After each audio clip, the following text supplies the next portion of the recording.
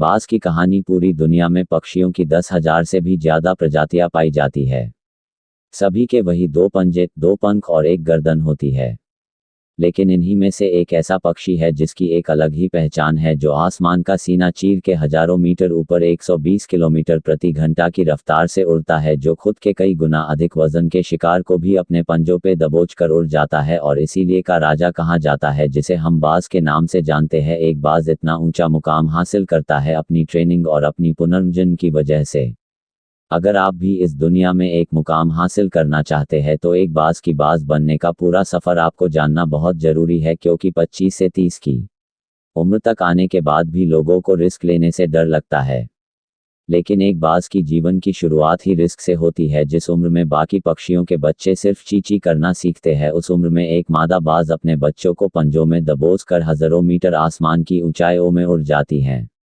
उसे ये बताने के लिए कि तेरा जन्म आसमान का सीना चीर के सबसे ऊपर उड़ने के लिए हुआ है, तेरा जन्म पक्षियों का बादशाह बनने के लिए हुआ है। जमीन से हजारों मीटर ऊपर ले जाकर मादा बाज अपने पंजों से उसे छोड़ है और यहीं से शुरू होती है उसकी हाई रिस्क ट्रेनिंग। वो चूजा जमीन की तरफ तेजी से गिरने लगता है, थोड़ा नीचे आता है तो उसके पंख खुलने लगते हैं, नीचे आते आते वो अपने पंख फड़फड़ाने हैं।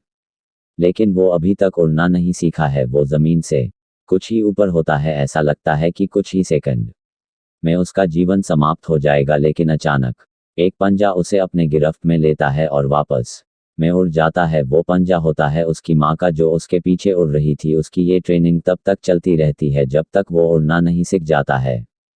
इतनी रिस्क ट्रेनिंग होने के इस दुनिया को एक बाज मिलता है बारिश के वक्त, जब सारे पक्षी आश्रय की तलाश करते हैं। तब यही बाज उसी बारिश में आसमान को चीरते हुए ऊपर निकल जाता है और बादल से कहता है, तू बर्श ले, कितना बरसेगा, और फिर नीचे आकर चैलेंज करता है। एक बाज की उम्र लगभग 70 साल होती है। जब वह 40 साल का होता है तब एक परेशानी उसकी जिंदगी में मौत बनकर आती है, जो आपकी परेशानियों की तुलना में बहुत बड़ी होती है, क्योंकि 40 साल की उम्र में बाज की चोंच इतनी मुड़ जाती है कि उसे शिकार निगलने में बहुत परेशानी होती है। उसके पंख भारी हो जाते हैं, छाती से चिपकने लगते हैं, जिससे उड़ना बहुत मुश्किल हो जाता है। उसके पंजे लंबे और लचीले हो जाते हैं, जिससे वो शिकार को सही से नहीं पकड़ पाता। अब उस बाज के पास सिर्फ 3 रास्ते होते हैं। 1, वो अपने शरीर त्याग सकता है। 2, गिद्ध की तरह छोड़े हुए भोजन पे निर्भर हो जाए। और 3, सबसे कठिन और पीड़ादायक रास्ता, अपने आपको पुनः स्थापित का, फिर से आसमान का सीना चीर कर उड़ने का। और वो इसी तीसरे रास्ते को चुनता है और अपने पास के सबसे ऊंची चोटी पे पहुंच जाता है। वहां पर अपना घोंसला बनाता है और फिर शुरू होता है परेशानियों को जड़ से उखाड़ कर आसमान में उड़ने का सफर। वह अपनी चोंच को एक चट्टान पर मार मार कर तोड़ देता है, लहूलुहान हो जाता है और इंतजार करता है नई चोंच के आने का। उसके बाद अपनी नई चोंच से अपने पंजों को काट देता है और फिर इंतजार करता है नए पंजों के उगाने का। उसके बाद वह अपने एक एक पंख को अपने शरीर से अलग करता है और फिर इंतजार करता है नए पंख उगाने का। और इस प्रक्रिया में उसे समय लगता है पूरे 5 महीने का। इन 5 महीनों कड़ी तपस्या से एक बाज का पुनः जन्म होता है। वो फिर से तैयार हो जाता है आसमान का सीना चीर कर उड़ने के लिए। जो 3 रास्ते बाज के पास थे, वही 3 रास्ते आपके पास होते हैं। लेकिन कुछ लोग पहले रास्ते को चुनते हैं और परेशानियों के तले दबकर सुसाइड कर लेते हैं।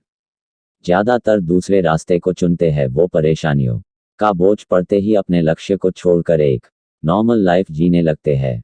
और कुछ वो लोग भी होते हैं जो इस परेशानियों को लात मारकर अपनी मेहनत के दम पर बाज की तरह आसमान की बुलंदियों को छूते हैं। दोस्तों, बाज की यह ट्रेनिंग हमें बहुत बड़ी सीख देती है कि अगर रिस्क लेना पड़े तो लो कि अपने फील्ड में अपने आप को इतना ट्रेंड कर लो कि उस फील्ड में आपसे ऊपर उड़ने के बारे में सोचकर लोगों के पसीने छूट जाए। तभी आप अपने फील्ड के बाद